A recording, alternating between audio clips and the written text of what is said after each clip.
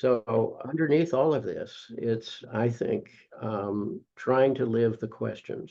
As Rilke said once, as a young person, I wanted the answers. And I thought if you meet the right people or read the right books, you'll get the answers. So I worked pretty hard at that. But I came to appreciate Rilke's advice to a young poet where he said, you're not ready to live them yet. You have to live your questions. Yeah. Live them with as much awareness and integrity as you can manage. And someday you may live into their answers, but right now they give you your journey. I And think that that's what the really thing is, life's about. what seems so devastating at a midlife is that, how the certainty drops away, perhaps, and perhaps how much we've been hanging on to certainty. And but then, as you say, the real blessing in retrospect is how it's taking one into more of the mystery of the questions, and perhaps not needing as much certainty is some kind of blessing, notwithstanding that this goes on and on. But the mystery seems to be. And I just wanted to ask, this is going back a little in what you were saying, that the first book you came across was Psychology of Religion. But do you think, like I've sometimes thought, the first, a lot of people I've spoken to, a book fell on top of their head in a bookstore or a library, or there was some event but the first book somehow seems important. Do you think you have an abiding interest in religion? And were your family religious or anything like that, or was just? Well, yes, in a conventional way. I don't know that it was out of deep conviction. It was more about that's what people do, and I don't mean anything to impugn their motives. I think that's just where they were. And it was more about being taught certain lessons on how to conduct your life. Yeah. And certainly the acquisition of an ethical sensibility was quite appropriate, I think. But I was sitting in a class in Zurich when someone cited that paragraph. It's paragraph 54 in volume 13 of the collected works. It Goodness. really worked its way into me here. It's where Jung asked the question only Jung would have thought about, so to speak. And that was, so where did the gods go when they left Olympus? Where's Zeus and Hera and Aphrodite and Hephaestus and Apollo? Where is that bright company today? Where are they? And he said they left Mount Olympus and entered the solar plexus of the modern. And he said something like the gods became concepts. In other words, they'd lost their numinosity, their capacity to generate a felt relationship to the mystery. And we pass on the husks, the concepts to children, to subsequent generations, with the best of intentions.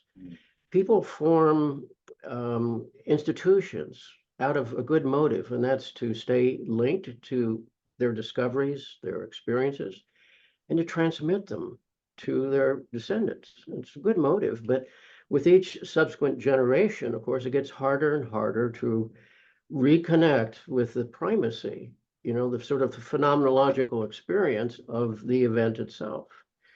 But in that moment, I thought, bang, that's what I've been wanting to do, to track the gods. And that became my thesis in Zurich, tracking the gods, and it became a book later. It's a book that is dear to my heart, but virtually nobody reads it. Nobody's interested in the gods.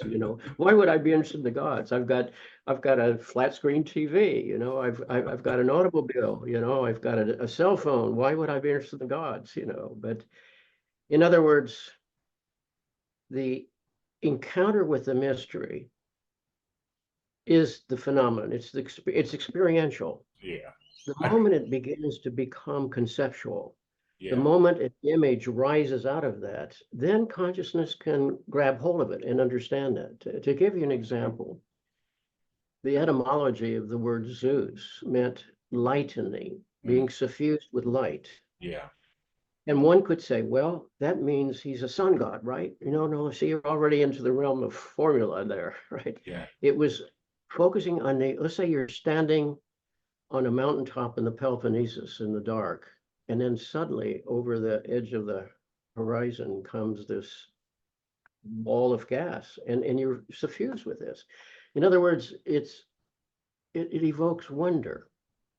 It evokes, a sense of awe, and that's where religious experience begins. And it's the sad fate of so many institutions that people don't have, quote, religious experiences coming out of those institutions, because try as they might, falling can't. into fixed form, perhaps, and fixed concepts, and maybe the stultifying effect of those, because it's kind of like the raw, to a so-called primitive person, perhaps, to see lightning would have been infused maybe with awe, wonder, and maybe fear at times, but the raw experience, isn't it?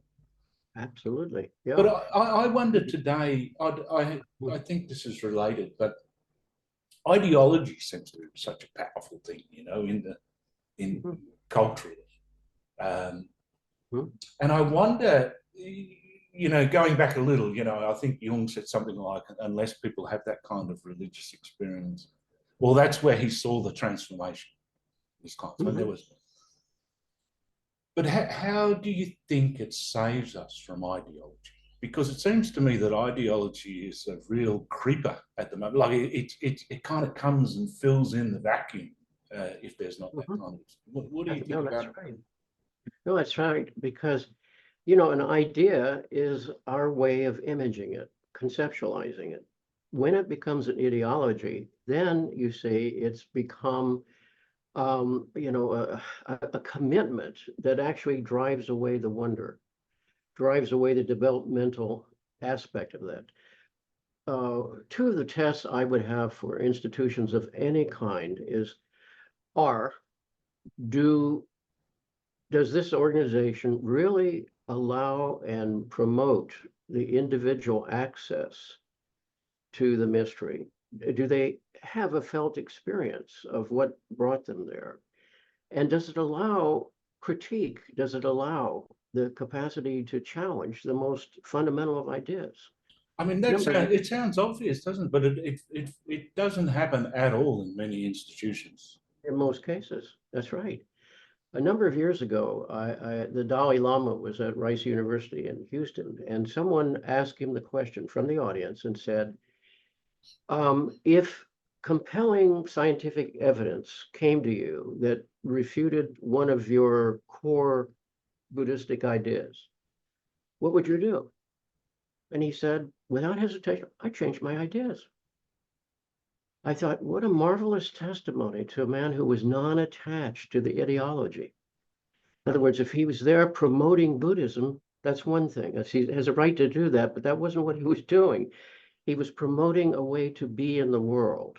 And he said, if this is persuasive to me, I'm going to value that. You see, I'm not going to repudiate that. You see, put them at the stake, you see. And what happens to institutions over time is two things. One, the institution can often lose its commitment to the original experience and serve its own self-preservation over all other values. And it rewards his priesthood one way or the other, whether it's corporate payouts and golden parachutes, or tenure in academia, or the stultification of religious institutions, or whatever it is. So to get back to your question, I still think of myself as deeply curious about the life of the spirit. The difference is today, I'm perfectly content with not having any answers to that.